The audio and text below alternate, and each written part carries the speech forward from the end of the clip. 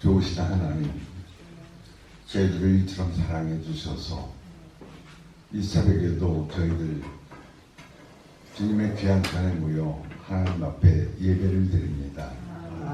부족하지만 저희들의 예배를 받아주시고 이 예배가 하나님 앞에 상달되는 귀한 예배가 될 수 있도록 함께하여 주시옵소서. 이처럼 단장된 새 재단에서 말씀을 증거하게 돼서 여러모로 하나님 앞에 죄송하기도 하고 목사님 앞에 죄송하지만 오늘 말씀을 통해서 우리가 깨달음을 얻을 수 있는 귀한 기회가 되었으면 좋겠습니다. 성령님께서 함께하여 주셔서 입술을 주장하여 주시옵소서. 감사하며 예수님 이름으로 기도합니다.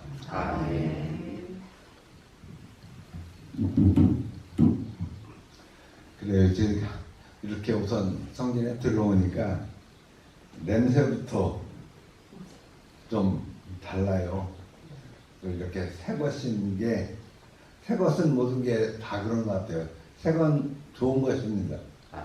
이렇게 포도주처럼 오래된 그런 묵은 것이 좋은 경우도 덜어는 있지만, 이렇게 새 성전에서, 새 성전 같은 데서 감히 제가 목사님이 서셔야 될 재단을 제가 섰습니다. 하나님께서 용서하여 주실 줄 그렇게 믿습니다. 그래서 오늘 베드로전서 2장의 9절에서 10절 두 절의 짧은 말씀인데요. 이 속에 포함하고 있는 그 내용은 참 다양하기도 하고 무궁무진하기도 하고 눈물 나게 너무나 감사한 그런 얘기인 것 같습니다. 우리 인간이 무엇인가 하는 그 주제를 놓고 서로 토론도 하고 얘기도 하고 연구도 하고 이러면서 가장 오래된 질문 중에 하나가 인간은 무엇인가 그런 것이거든요. 그래서 오늘 평신도 주간 첫 번째인데 신분과 그 사명을 저희가 받았으므로 우리가 왕같은 제사장이고 하늘나라 하늘 천국나라 하나님의 백성이라고 하는 그 사실에 대해서 우리는 부인할 수 없을 것 같습니다. 그래서 많은 이들이 이거의 인간은 무엇인가 이렇게 철학이 발전하고 또 신학도 이렇게 발전해 온 줄 그렇게 압니다. 그러나 이 성경은 이 어려운 문제를 가장 명쾌하게 그렇게 답을 합니다. 로마서 3장 23절에도 있고 에베소 2장 3절에도 있는 것처럼 모든 사람은 죄인이고 본질상 진로의 자녀라는 것입니다. 그런데 하나님이 부르셔서 자녀 삼아 주셨고 하나님 그 나라의 거룩한 백성이 되게 하셨고 우리가 주님을 믿을 수 있었던 것은 내 공로가 아니라 순전히 주님의 은혜 때문에 이 큰 은혜를 받을 만한 아무런 이유도 그러한 공로도 자격도 없는 저희들이지만 주님은 먼저 저희들을 찾아주셨고 너는 내 것이라고 그렇게 말씀하고 계십니다. 그 구절에 우리는 왕같은 제사장이다 그렇게 얘기하고 있는데 성도는 하나님이 택하신 거룩한 나라 거룩한 백성이면 틀림없습니다. 거룩하다고 하는 것은 구별된 족속이라고 하는 뜻이 담겨 있다고 그렇게 얘기를 합니다. 그러므로 성도는 비록 세상 속에 살더라도 세상 속에 물들지 않고 몸과 혼과 영을 구별해야 한다고 그렇게 얘기를 하고 있습니다. 그러므로 성도는 언제나 하나님 앞에서 하나님과 함께 살아가야 합니다.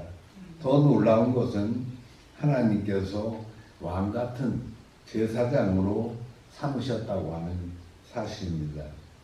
예수님 덕분에 신약시대에 와서 성도는 하나님께 직접 나아갈 수 있는 제사장이 된 것입니다.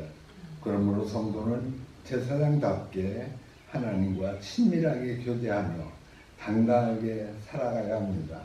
이 천주교에 가면 천주교회 앞에 성모 마리아 상이 이렇게 세워져 있죠. 그리고 그 상 밑에 이렇게 기록되어 있습니다. 마리아여, 저는 기도할 줄 모르니 마리아께서 제 대신 기도해 주십시오. 이렇게 문구가 적혀 있습니다. 그것을 보면서 또 이 어떤 죄를 범했다, 잘못됐다 그렇게 생각을 하면 사제 신부에게 가서 고해성사를 하고 신부님이 그 성도를 대신해서 기도하게 됩니다. 그런 많은 사람들이 이제 그 천주교를 떠나는 그런 이제 세상이 되어 있는데, 사람이 사람에게 이렇게 얘기한다고 하는 것이, 죄를 고백한다는 것이 참 쉽지는 않을 것입니다. 그리고 신부는 그 얘기를 받아듣고 또 하나님께 고하고 딱 잊어버려야 되는데, 저 사람은 어떤 죄를 졌어, 하나님께서 사해 주셨을까 하는 의심도 사실 들을 수 있고요. 그들은 이제 그 여름 휴가를 천역이라고 그렇게 얘기를 하죠. 우리도 이제 목사님들 이제 하게 이렇게 휴가를 떠나게 되시겠지만, 그 신부들이 갈 때는 엄청 독한 술을 가지고 갑니다. 그리고 개도 한 마리 잡아가지고 가요. 그래서 아주 고주망태가 되도록 그렇게 술을 먹는다고 그럽니다. 그게 하나님 앞에 온당한 모습인지 모르지만, 그 사제로서 그 자기 나름대로의 그 스트레스가 많으니까 그걸 풀기 위해서 그렇게 하는 하나의 방법이기도 하겠죠. 우리도 성경에 그렇게 되어 있습니다. 우리의 허탄한 마음을 성령님께서 아시고, 성령님께서 우리의 허탄한 마음을 끊임없이 하나님께 아뢰는 자이다. 성령이 그렇게 표현하고 그렇게 있는 것을 봅니다. 그리고 이 두 번째 성도는 긍휼함을 얻은 자라고 그렇게 10절에 얘기하고 있는데, 하나님은 긍휼을 얻은 자가 되었다는 말은 하나님의 자비를 입었다, 그런 얘기고, 우리가 왕같은 제사장이 된 것은 완전히 하나님의 은혜인 것이고, 전에는 하나님의 백성이 아니더니 이제는 하나님의 백성이라고 하는 사실을 늘 기억해야 할 줄 압니다. 우리는 하나님의 긍휼을 입은 자로 자긍심을 가져야 하고, 또 이걸 비유로 보면 어떤 사찰에 젊은 승려가 들어왔습니다. 그래서 주지스님이 그 승려와 생활을 하다 보니까 아주 유식해요. 이렇게 동국대학교 이제 그 불교학과도 나오고 그런 젊은 승려가 들어왔는데, 그에게 그 주지스님이 부탁을 합니다. 기독교에 반발이라기보다는 그 교리가 잘못되었다는 것을 반박할 수 있는 말씀을 한번 찾아봐라, 얘기를 찾아봐라. 그래서 이 사람이 성경을 구입을 했습니다. 그리고 작은 이제 암자에 가서 이제 4시간 정도 잠을 자면서 이렇게 금식을 하면서 3년 동안 이 성경을 70번을 읽었다고 그럽니다. 70번 완독하기가 쉽지 않죠. 거의 잠을 자지 않고 이렇게 70번을 3년 동안에 읽었다고 하는 것은 무진 공을 들였다는 얘기고, 대단한 인내력도 있는 사람이고, 또 뭔가를 찾아내겠다고 하는 그 사명감도 있는 그런 사람인 것 같습니다. 그래서 3년을 마치고 그가 이제 주지성의 앞에 와서 그럼 기독교에 반박할 수 있는 그 얘기를 찾았습니까? 그러니까 아닙니다. 전혀 찾지 못했습니다. 이 불교에 허점은 많이 있지만 기독교에 허점은 없습니다. 우리가 보통 얘기할 때 불교는 선을 얘기하고 이 유교는 예를 얘기하죠. 이 불교의 시다르타 같은 경우는 이렇게 했을 때 사리도 엄청 많이 나왔다고 그러잖아요. 공자도 그 예를 중시하고. 근데 하나님, 우리 예수님은 사랑을 가장 귀히 그렇게 얘기를 하죠. 우리가 이 세상 속에서 그 찬송도 있지만 사랑이 그 중에 제일이다. 사랑이 제일이죠.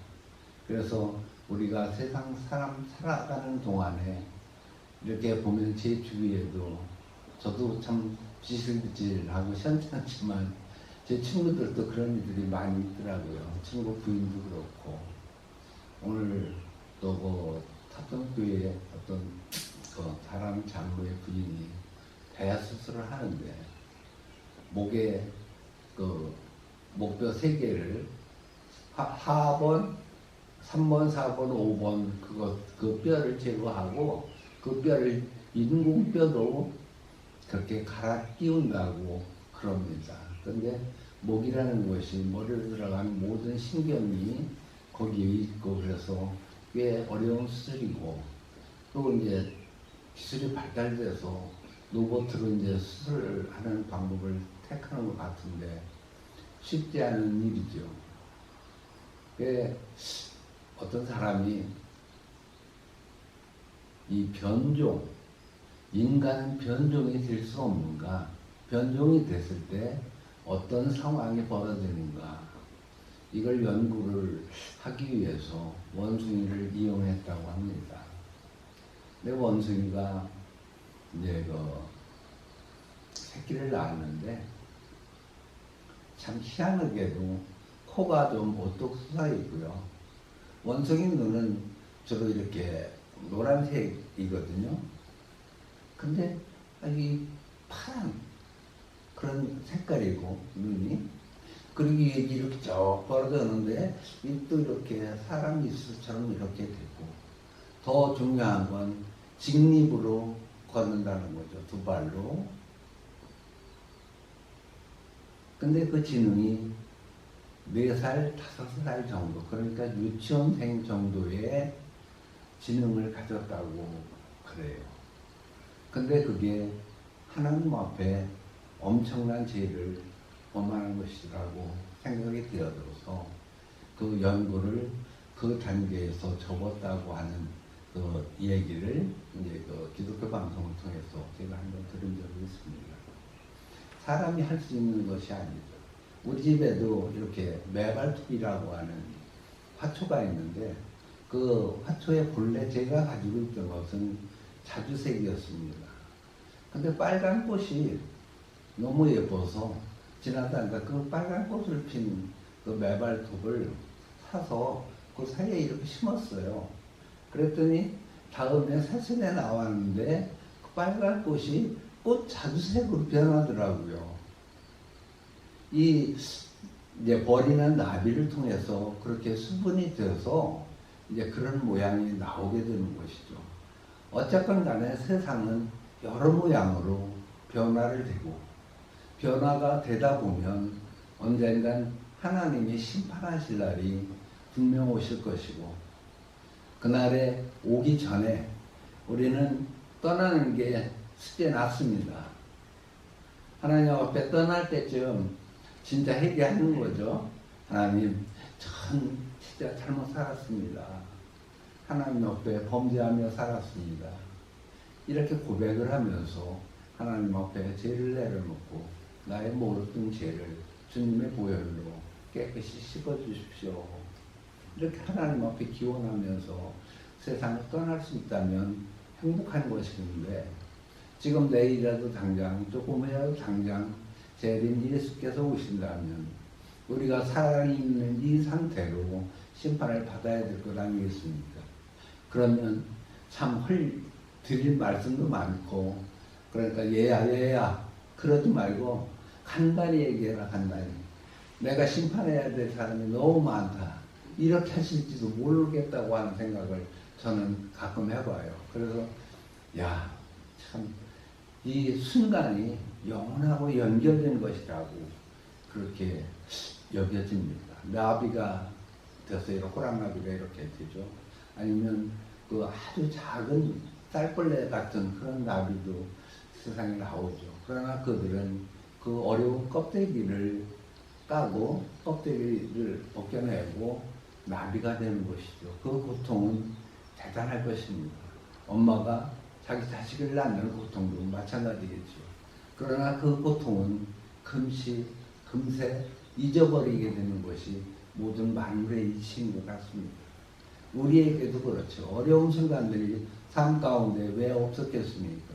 그러나 곧 잊어버리기 때문에 우리는 살 수 있는 것이고, 그것이 하나님이 주신 평강일 줄 그렇게 믿습니다. 세 번째는 그런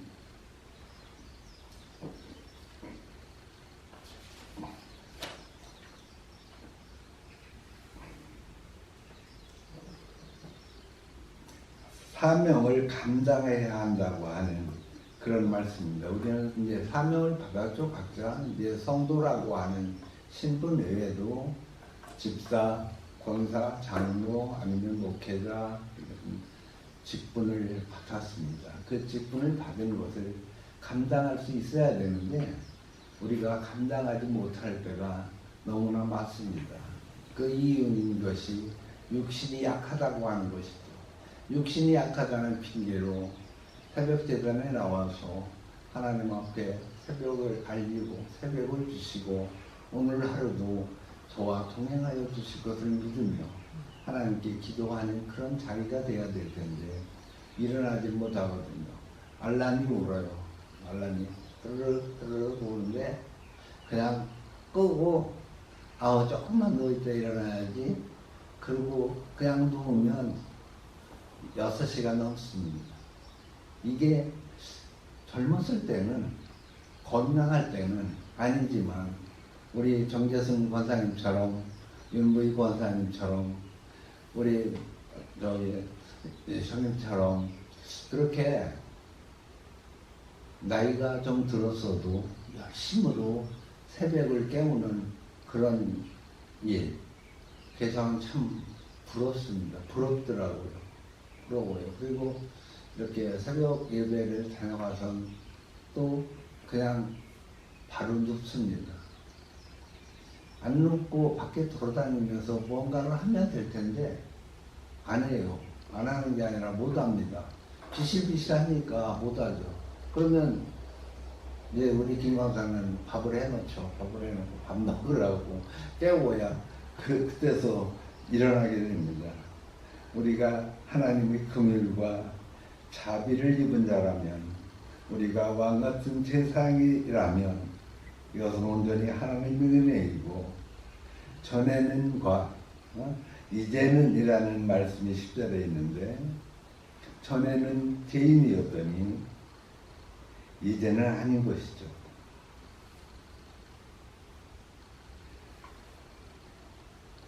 우리가 택하여 불러주신 그 목적을 깨닫고 우리를 빛으로 인도하신 이유, 그 아름다운 덕을, 사랑을, 십자가의 복음을 전해야 될 사명을 주셨고, 우리는 그 사명을 완성해야 됩니다. 로마서 1장 16절에 그렇게 고백을 합니다. 사도 바울은 복음을 부끄러워하지 않았다고 그렇게 얘기합니다. 우리는 이렇게 전도를 하는데 참 쉽지 않아요.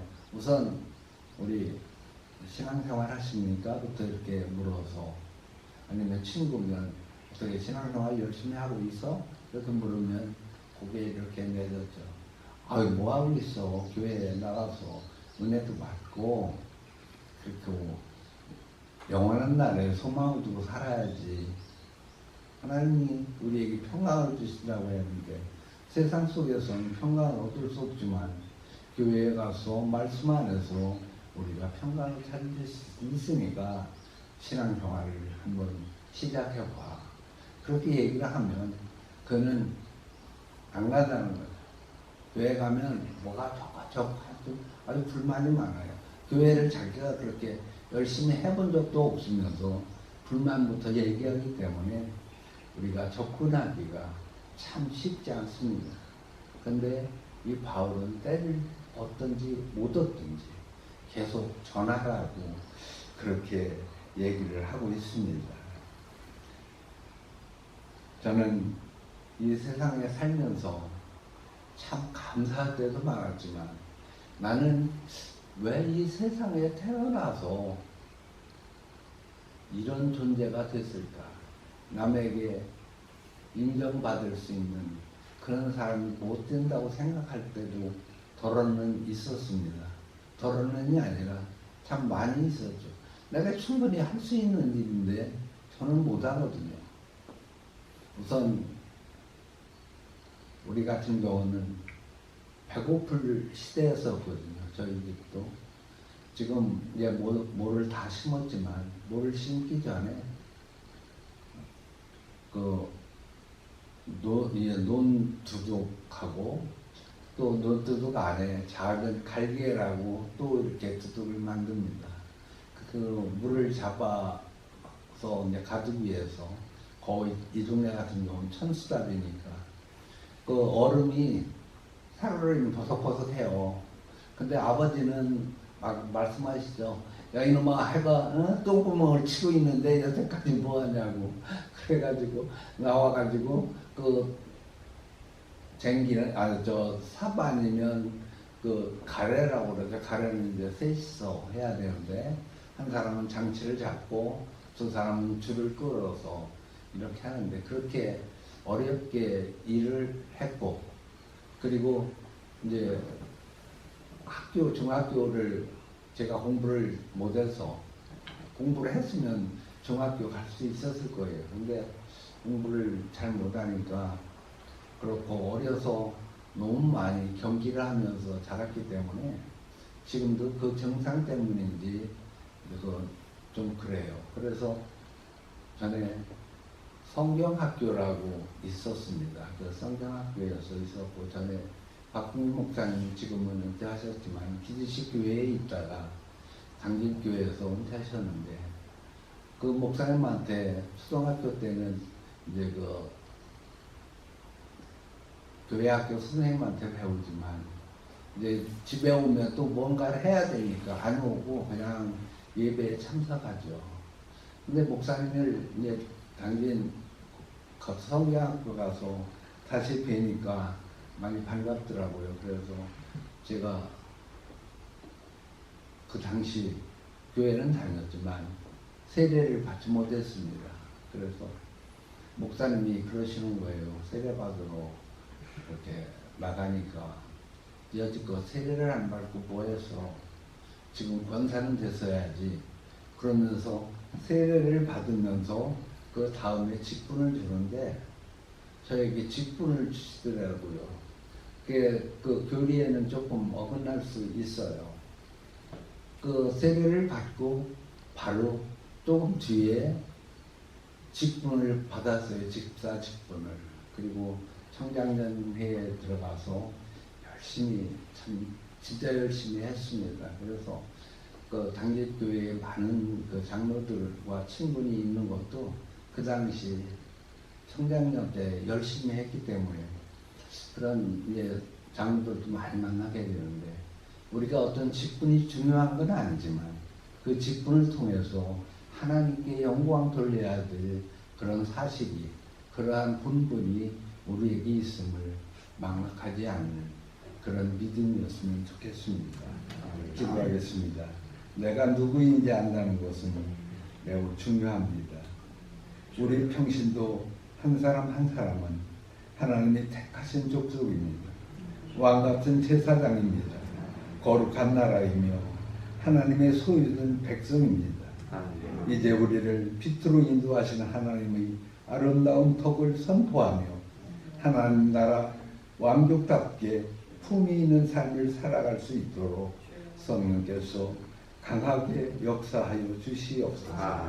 예수 그리스도의 존귀한 이름으로 기도합니다. 아멘. 올려드립니다. 저희들의 예배를 받아주시옵소서. 하나님 아버지, 평신도들을 맞이하여 목사님들의 수고를 조금이나 체험할 수 있는 주일이 되게 하시고, 아버지 하나님, 코로나19로 이러저러한 일로 영적 회복, 교회 회복, 세상의 빛이라는 주제로 평신도들을 지키고 있습니다. 아버지 하나님, 저희들 함께하여 주시고 날마다 해마다 성장하는 성국된 믿음 신앙 생활할 수 있도록 주여 함께하여 주시옵소서. 저희 입술을 주장하여 주시고 하나님 말씀대로 전할 수 있는 빛과 소금의 역할을 감당케 하여 주시옵소서. 모든 것을 부탁하며 사랑하신 예수 그리스도로 감사하며 기도드립니다. 아멘. 무슨 저도 이제 전문가가 아니니까 여러 가지 부족한데 무슨 말씀을 전할까 하다가 제가 이제 성경을 읽으면서 신학의 마태복음을 읽고 있습니다.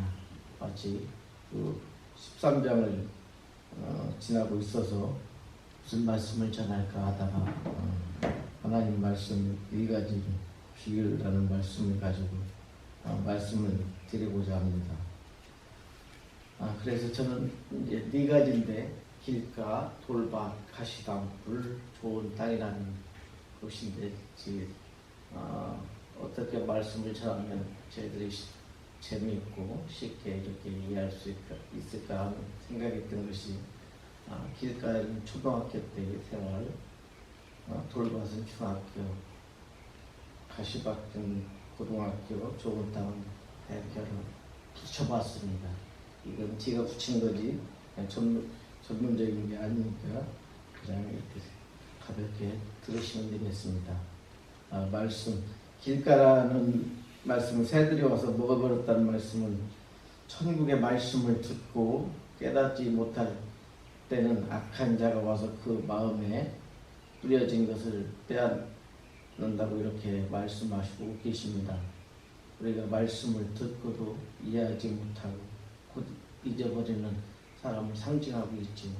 어제부터 초등학교 때는 이러저러한 일로 행사 때만 이렇게 교회를 다녀서 아니면 과자 아니면 배고플 때니까 빵이라도 먹으려고 이렇게 다녔던 기억이 있습니다. 그러나 그것이 커서는 그래도 한 번이라도 왔던 것이 추억이 돼서 또 나이가 먹어서 이렇게 다니지 않나 이렇게 생각합니다. 그래서 부모님들의 그 믿음 생활이 상당히 중요한데 저희들 옛날에 JT의 태백산이라는 곳이 있죠. 때가 되면은 거기 가서 어머니들이 떡을 이루고 이렇게 그런 생활을 하셨죠. 근데 지금 저도 옛날에는 이제 그런 것들이 사무직적이고 그런 것들은 이제 많이 이 믿음 생활이 없으니까 그런 것들이 그다지 안 좋게 느껴지지 않았었는데 이제는 이제 믿음 생활을 하다 보니까 성경을 읽다 보니까 이 모든 어떤 어려움이라든가 혼란 이런 것들이 있을 때 뭐 성경에 써 있다고 우리가 찬양도 드리잖아요. 찬송도 부르는데 말씀 안에서 차지했는데 우리는 그것을 날마다 기도하고 응답받아야 되는데 그렇지 않을 때가 있었던 것 같습니다. 그래서 우리의 기도가 중요성을 깨닫게 되죠. 그래서 초등학교 때라도 과자를 먹으러 다녔던 기억을 생각하면서 길가라는 말씀에 지금 초등학교 명상을 했던 그런 생각을 한번 붙여봤고요. 두 번째는 돌밭인데 싹이 났지만 뿌리가 깊지 않아서 햇빛이 뜨거워져 말라 죽는 것을 말하고 있습니다. 돌밭에 뿌렸다는 것은 말씀을 듣고 즉시 기쁨으로 받되 그 속에 뿌리가 없어 잠시 견디다가 말씀으로 말미암아 환난이나 박해를 받을 때에는 곧 넘어지는 자라고 이렇게 말하고 있죠. 말씀 듣고 기뻐하지만 박해나 어려움이 만날 때 쉽게 포기하는 사람들을 상징하고 있습니다. 그래서 우리가 중학교 때는 어떤 국영수가 있는데 가장 어려운 것은 이제 국영수죠. 그중에 수학을 어려워서 포기할 때가 많습니다. 공식을 알으면 거기에 대입해서 쉬울 텐데 다른 데서 암기 과목에서 조금 더 맞으려고 이렇게 해서 포기할. 목사님 항상 말씀하신 포기는 가을철에 긴장할 때 포기 저를 한 포기 독특해서 저리고 이렇게 포기가 나오는데 저희들이 살아가면서 포기라는 말을 하지 말고 늘 말씀으로 저희들이 이기는 승리하는 저희들이 되었으면 좋겠습니다. 그래서 중학교 때라고 붙여봤고요. 세 번째는 가시덤불이 되겠습니다. 싹이 났지만 가시덤불에 떨어지는 씨는 가려져 결실하지 못함을 말하고 있습니다.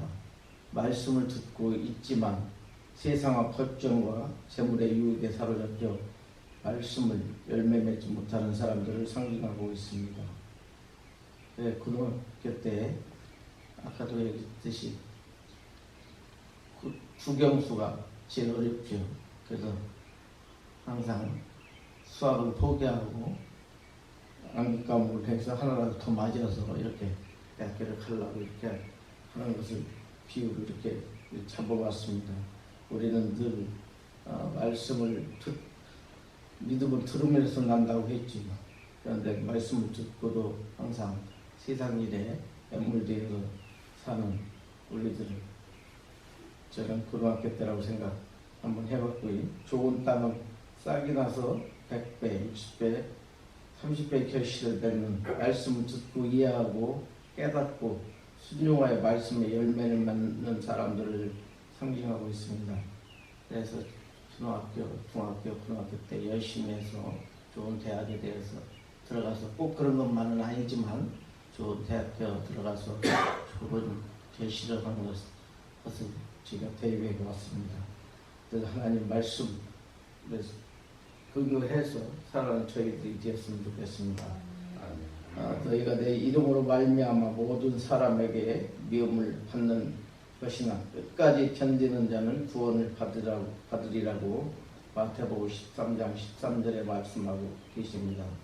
우리가 끝까지 견디는 것이 구원에 이른다고 하였습니다. 그래서 우리가 엽수가 70, 강건하면 80이라도 우리 수고와 슬픈 뿐이라고 했습니다. 우리 늘 주님만 의지하며 살아가는 저희들이 되었으면 좋겠습니다. 마태복음에 보면 많이 좋은 것들, 중풍병자, 안진뱅이, 귀신 들린 자 했는데 기도 외에는 없다고 예수님께서 말씀하시더라고요. 살아가면서 저희들 기도하지만 이렇게 새벽 기도를 나와서 이렇게 하는 게 쉽지 않을 겁니다. 그러나 저는 이게 어떻게 보면 새벽 일찍 자고 일찍 일어나는 몸에 배가지고 특별한 일을 빼놓고는 아침 이 기도드리는 게 얼마나 감사한지 모르겠습니다. 목사님이 시간 준비하셔서 그 말씀에 근거해서 그렇게 들을 때 많은 이해가 되고 이해가 돼서 믿음 생활하는데 얼마나 도움이 되는지 지금 우리가 찬양도 성경에 써 있다고 분명히 얘기하고 있는데 때로는 연속곡만 보고 이럴 때도 많죠. 그러나 우리 이 성경책이 닳도록 읽으면 이게 마음에 풍족해서 차고 넘쳐서 좋은 말씀도 나오고 그 근거에서 우리가 세상 소금이 그 맛을 잃으면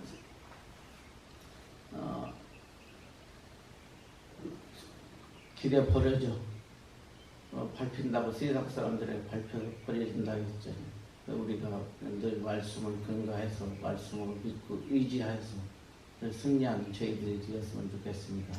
아멘. 기도드리겠습니다.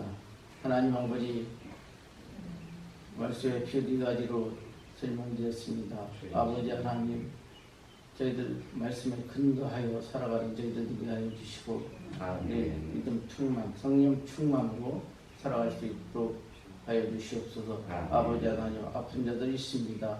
아버지 하나님, 성령님 함께 하여 주시고 치유해 주시고 늘 말씀으로 승리하는 저희들 되게 하여 주시옵소서. 아멘. 모든 것을 의탁하며 사랑하는 예수 그리스도 이름으로 감사하며 기도드립니다. 거룩하시고 전능하신 하나님 아버지, 주님의 사랑과 은혜를 풍성하게 베풀어 주시옵소서. 예배 시간에 택한 성도를 끝까지 사랑하시는 하나님이란 말씀을 증거하려고 합니다. 무능하여 준비 못했습니다. 불쌍히 여기사 주님의 은혜 가운데 부족하지만 감당할 수 있도록 도와주시고 인도하여 주시옵소서. 나의 믿음, 나의 지식, 나의 노력, 나의 힘으로 감당치 못합니다. 제가 믿고 의지하며 따르는 성령님께서 함께 하시고 도와주시고 도움 주시옵소서. 이 시간 떨리는 믿음으로 두려움에 있습니다. 믿음 위에 믿음을 더하사 감당할 믿음, 강한 믿음 주시옵소서. 성령님께서 함께 하시사 성령님께서 예배를 인도하여 주실 줄을 믿습니다. 성경 말씀을 통해서 은혜받게 성령으로 역사하여 주시옵소서. 주님의 은혜 가운데 잘 마칠 수 있도록 함께 하시고 도움 주실 줄을 믿사옵고 감사드리며 주 예수 그리스도의 이름으로 기도하옵나이다. 아멘. 하나님께서는 하나님이 택한 백성, 택한 사람, 택한 성도, 택한 교회, 택한 가정, 택한 형제들, 택한 자녀들을 결코 멀리하지 않고 버리지도 않으십니다. 이스라엘 백성은 원망, 불평, 우상 숭배 등 수많은 죄를 지었습니다. 그럼에도 불구하고 하나님은 그들을 포기하지 않고 그들을 사랑하셨습니다. 본문의 호세아는 고멜이라는 음란한 여인과의 관계를 통해서 이스라엘의 우상 숭배를 보여줍니다. 우상 숭배는 마치 호세아의 사랑을 받은 고멜이 호세아의 사랑을 저버리고 운명을 행한 것처럼 부끄러운 일입니다.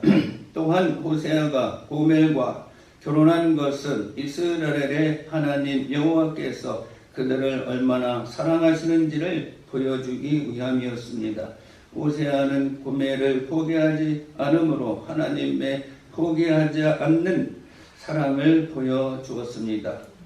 하나님의 사랑도 이와 같습니다. 하나님은 이스라엘의 남편으로서 백성의 아버지로서 성도의 아버지로서 하나님의 그 사랑을 포기하지 않겠다고 말씀하시고 약속하셨습니다.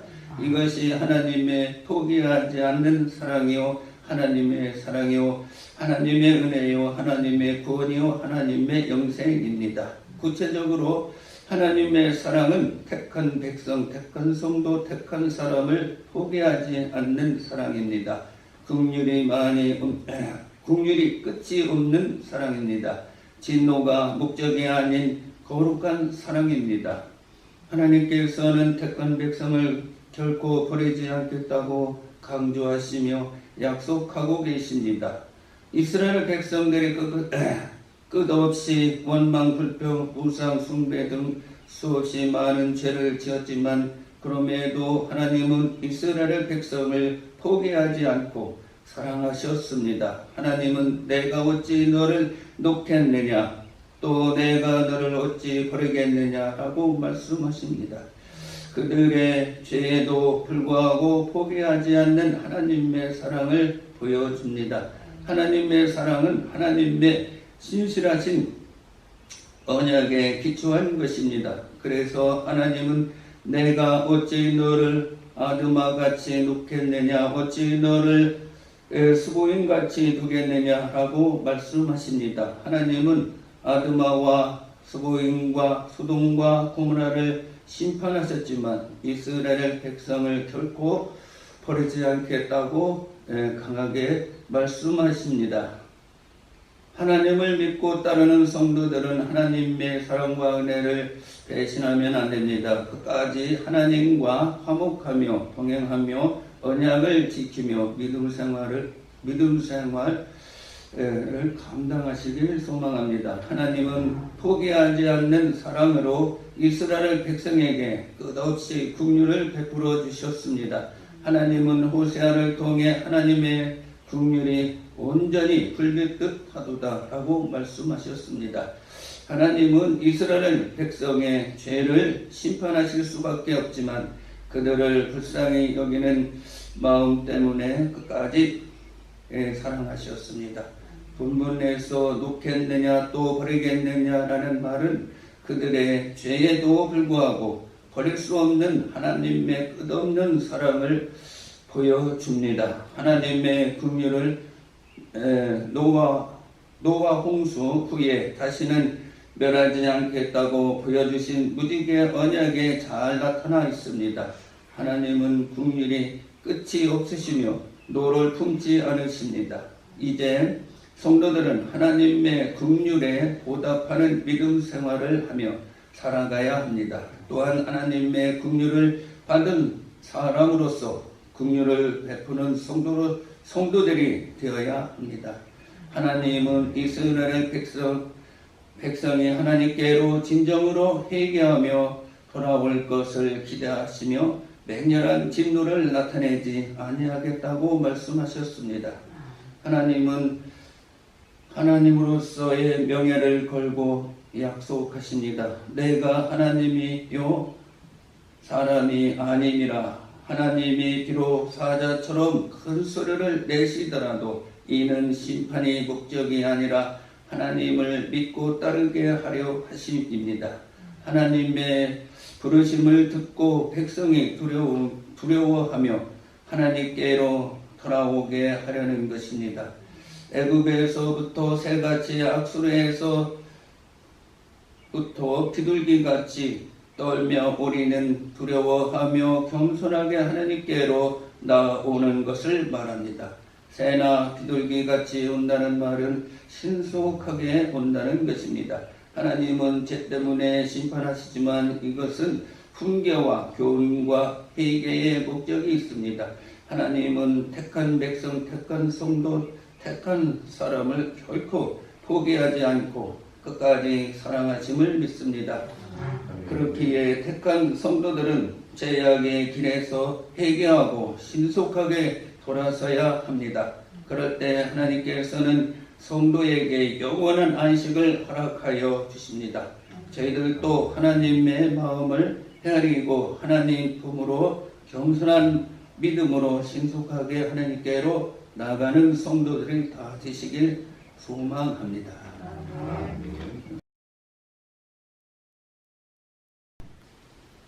제가 주임장 마태복음 4장인데 마태복음 4장은 우리 성도님께서 너무나 잘하시는 말씀이에요. 그런데도 보지 않고 읽지 않고 듣지 않으니까 자꾸 까먹더라고요. 그래서 같이 은혜 받을 거 없어서 마태복음 4장을 준비했습니다. 같이 은혜 받겠습니다. 제목은 사탄의 시험을 이기신 사탄의 시험을 받으신 예수님이라는 제목으로 말씀드리겠습니다. 성도님께서도 마귀의 시험을 인생을 살아가는 동안 내내 계속하며 있다는 것을 아시는 것도 꼭 필요하겠지만 그 시험을 이기는 것이 그 무엇보다 더 중요하다고 생각합니다. 그 시험을 이기는 것이 더 중요하고 또한 시험을 받는 것 그 자체는 부끄러운 일이 아니에요. 오직 시험에서 실패하는 것이 더 큰 문제입니다. 왜냐하면요 예수님께서는 우리들에게 시험을 이기는 그 신앙과 지혜를 주시고 지금 계시고 있습니다. 그래서 여기에서 예수님은 시험을 이기신 예수님께 대해서 세 가지를 나눠서 말씀을 드리겠습니다. 그 첫째로는 마귀의 시험을 이기려면 하나님의 말씀을 무기로 삼아야 합니다. 예수님께서 40일간을 그 밤낮으로 금식하신 후에 얼마나 배가 고프고 굶주셔서 가지고 배가 고프고 시작가 드시겠습니까? 줄인 상태에서 마귀의 시험을 받으시기에 얼마나 많은 고생을 하셨는지 우리가 생각만 해도 아시겠어요. 그리고 여기에서 성경 말씀 한 구절 읽겠습니다. 본문에서 4장 3절에 있는 말씀 같이 읽겠습니다. 4장 3절에 있는 말씀. 시험하는 자가 예수께 나와서 이르되 내가 만일 하나님의 아들이거든 명하여 이 돌들을 떡덩이가 되게 하라. 아멘. 사탄이 예수님 앞에 나타나가지고 이 돌을 떡덩이가 되게 하였습니다. 얼마나 달콤한 얘기예요. 굶주리고 시장 가운데 이 소리를 들으니 예수님은 가능하지요. 그러나 돌덩이를 떡덩이 만들지 않으셨습니다. 왜냐하면 시험에 될까봐.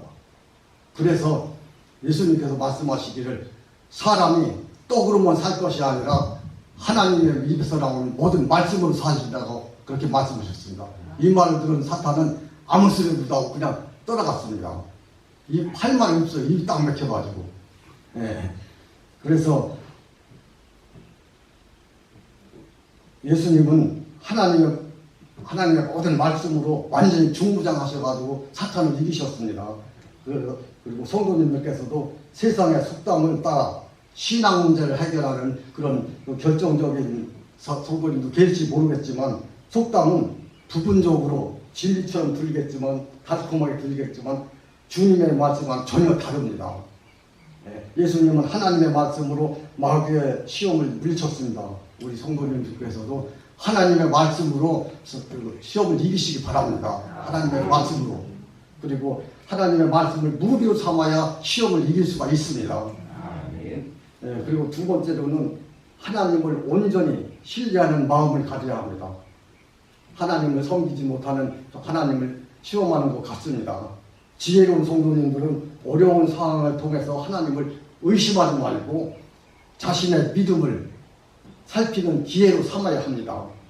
어려운 상황에 닥쳤을 때의 마음의 깊이가 극명하기 때문입니다. 극명하게 드러나기 때문에 사람은 항상 신뢰하는 마음을 가져야 합니다. 본문의 말씀 4장 6절에 있는 말씀 한 번 더 읽겠습니다. 6절에 있는 말씀 같이 읽겠습니다. 이르되 내가 만일 하나님의 아들이거든 뛰어내리라. 기록되었을 때 그가 너를 위하여 그의 사자들을 명하시리니 그들의 손으로 너를 만들어 불에 붙이지 않게 하리로다 하였느니라. 두 번째, 예수님을 높은 성전 꼭대기에 올라가시게 하고서 거기서 뛰어내리라는 거예요. 그러면서 마귀가 하는 소리가 그의 사자들이 와서 너의 땅이 돌에 부딪히지 않게 잡아준다고. 그러나 예수님은 그 말씀 듣지 않고 그 사탄에게 말했습니다. 주 너의 하나님을 시험하지 말라.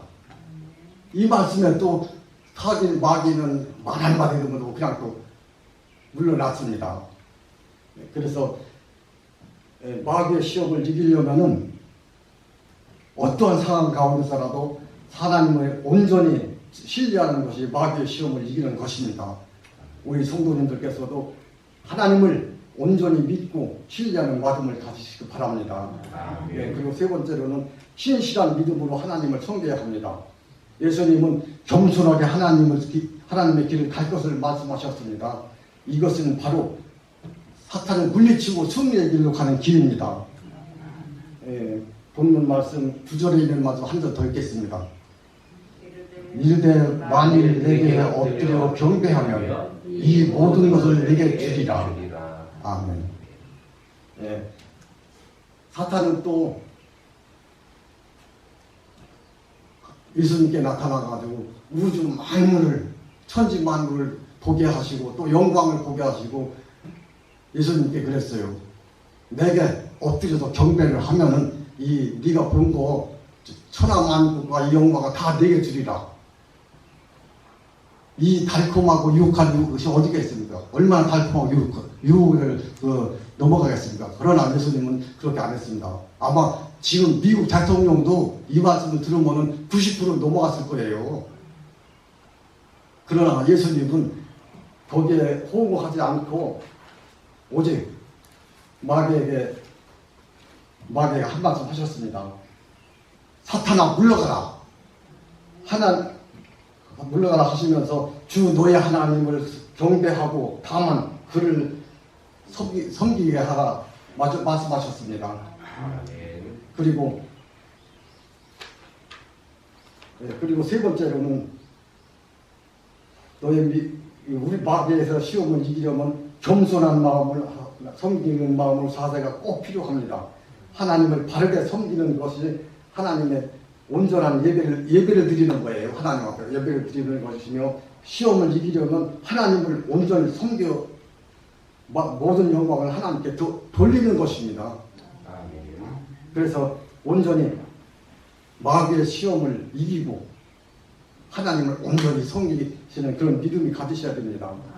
그리고 하나님을 바르게 섬기게 되면은 모든 영광을 하나님께 주신다고 했어요. 그리고 또한 그 영광은 사람은 자신에게 영광을 받으면 마음이 해해집니다.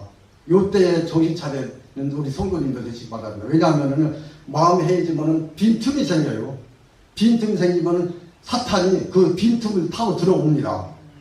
그러면 그 사탄의 의무가 뭔지 아십니까? 우리 성도님들을 시험에 가서 넘어뜨리는 것이 바로 그 사탄의 임무입니다. 그래서 자신의 영광을 받는 것에 마음에 끌리지 말고 오직 하나님께 간절히 기도하는 게 그게 답인 줄로 생각하고 있습니다.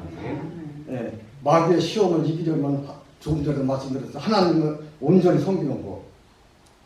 또한 반면에 하나님을 영광을 탈취하려는 순간에는 헤아릴 수 없이 큰 시험에 닥칩니다. 이 말씀은 무슨 말씀이냐면, 우리들이 태어날 때부터 죄인으로 태어나잖아요. 그럼 자식들이 커가면서 배우는 건 가르치는 복음이나 같이 잘 되라, 공부하라 이런 건 뒷전으로 들어와요. 우선 부모님들, 자식들을 키워본 부모님들은 다 아시겠지만서도 모든 것이 가르치지 않아도 욕심, 시기, 질투 이런 건 가르치지 않아도 더 잘하다요. 어떻게 커가면서. 그러면서 또 욕은 어떻게 잘하는지 몰라요. 듣지도 않고 가르치지도 않고 가르치지도 안 했는데. 그래가지고 배우지도 않고 가르치지도 않았는데 그런 건 더 잘하는 그런 그 욕심, 질투, 시기 이런 거면 잘하더라고요. 우리 성도님들께서도 잘 아시겠어요. 그러나 주님께서 말씀하시기를 욕심이 잉태한 즉 죄를 낳고 죄가 장사한 즉 뭐에 나으리라? 아유 맞습니다. 사망에 나으리라. 지금 요 시간에 논세스를 한번 드리겠습니다. 너무 지루하시죠? 우리가 만약에 늙어가지고 주님께서 이제 오라고 해가지고 가게 되면은 이제 신발을 쓸 거 아니에요? 쓰면은 하나님께서 망론을 한장 내겨서 딱, 아이고 여기 문양이 있구나. 너는 착하게 충성된 종인께 일찍 오르라. 반면에 너는 시기와 질투와 욕심을 가득 찬 그 나쁜 맘만 먹었으니까 넌 이 문에 들어오지 말고 문 바깥으로 나가고 또 문 닫아라. 답은 말씀하시지 마세요. 다 잘 아시는 거니까. 여기까지만 말씀드리고, 그리고 그래서 모든 영광을 탈취하는 순간에는 큰 시험이 닥친다는 말씀을 여기서 드리겠습니다. 그리고 예수님은 하나님의 아들이시면서도 마귀의 시험을 당했습니다. 예수님은 그때 그 자신의 생각을 경험에 의존을 하지 않았습니다. 우리도 또 예수님 말씀, 예수님 행동을 따라 마귀의 시험에서 이길 수 있어야 합니다. 그러려면은 우리 성도님들께서도 오로지 나에게 주어진 십자가를 지고서 온전히 하나님, 예수님 가신 길을 오직 주님만을 그리워하면서 주님을 사모하면서 한 걸음 따라가시길 간절히 바랍니다. 여기에서 요점만 세 가지만 말씀드리고서 마치겠습니다. 첫째로는 하나님의 말씀을 무기로 삼아야 합니다. 그리고 두 번째로는 하나님을 온전히 신뢰되는 마음, 믿음으로 섬겨야 되고요. 세 번째로는 신실한 믿음으로 하나님을 섬겨야 됩니다. 다 같이 기도드리겠습니다.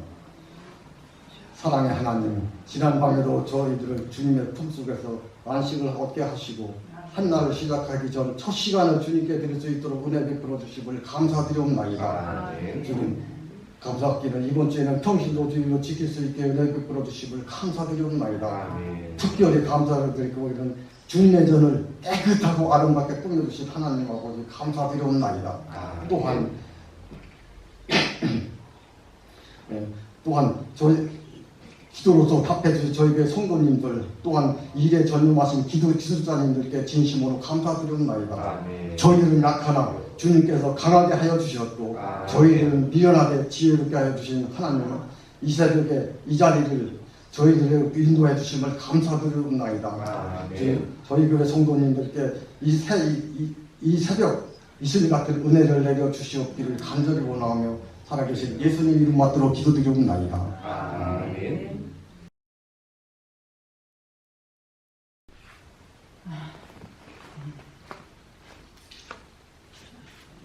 이제 이 마태복음 7장 7절의 말씀도 우리가 이제 많이 듣고 또 우리가 많이 암송하고 하는 말씀인 것을 저희가 알고 오늘 저는 이제 이 마태복음 7장의 말씀을 가지고 잠깐 말씀을 드리겠습니다.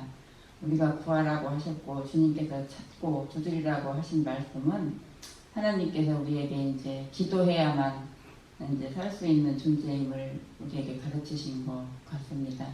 그렇기 때문에 우리가 이제 이 새벽에도 기도 안 하고 자고 그냥 아무것도 안 해도 살 수는 있지만 우리 믿는 사람들이기 때문에 하나님께서 특별히 이 새벽에도 우리를 불러주시고 또 기도하라 하시고 찾으라 하시고 또 문을 두드리라고 하시니까 우리는 열심히 하나님 앞에 주님 앞에 날마다 매달려서 기도해야 우리의 사명을 또 감당하는 줄 믿고 우리 하나님께서 구하고 찾고 두드리라고 문을 그러면 열어주시겠다고 하셨으니까 우리 걱정하지 말고 근심하지 말고 하나님 믿고 의지하고 저희들은 이렇게 이제 새벽에 나오니까 정말 하나님을 의지하기 때문에 이렇게 나와서 또 말씀도 하지 잘 못하는 말씀이나마 이렇게 이제 또 전할 수 있는 힘도 주시고 이렇게 어제 저녁에 잠이 안 와가지고 지금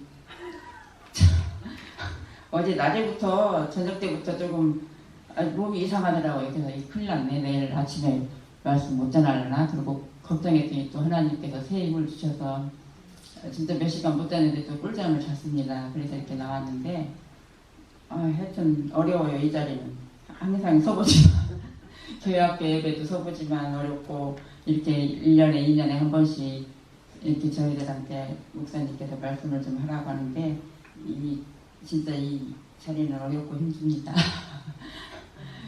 그래도 또 순종하는 마음으로 뭐 저희가 말씀을 평신도들이 무슨 말씀을 잘 전하고 전문가들은 아니기 때문에 또 하나님도 그것은 다 아실 줄 믿고 우리가 끊임없이 기도하고 찾고 구해서 주님이 주시는 그 이제 모든 것들을 받고 살아야 하는데 하나님께서는 우리가 뭐 구한다고 찾는다고 다 주시는 것은 아니라고 늘 이제 우리 또 말씀을 듣고 필요에 따라서는 아니라고 할 수도 있다고 분명히 얘기를 하셨기 때문에 우리가 안 주신다고 실망하지 않고 또 끝까지 구해서 이제 우리가 이제 구하면서 살아야죠. 이제 우리는 하나님 나라 가는 그날까지 기도하고 깨어있고 해야 되는 거니까 우리가 끝까지 주님 오시는 날까지 이 자리에 나와서 기도하고 평신도 새벽 기도 주간이라고 목사님께서 이제 안 나오시는 분들도 많이 좀 나오시라고 해도 우리 성도님들은 참 말도 잘 안 듣습니다. 나오시라고 해도 잘 안 나오시고 이런저런 핑계로 안 나오시는데 어려울수록 우리가 주님을 더 찾고 의지해야 하는데 세상 것에 자꾸 눈을 돌리고 세상 것에 이제 좋은 것이 많이 있기 때문에 우리가 자꾸 그쪽으로 빠지고 하는데 우리는 세상 것이 좋아도 하나님의 자녀이기 때문에 하나님 앞에 나와서 하나님의 도움을 우리가 구해야 할 줄 믿고 이번에 이제 저도 오늘 이제 평신도 주간 주제를 아침에 오면서 봤어요.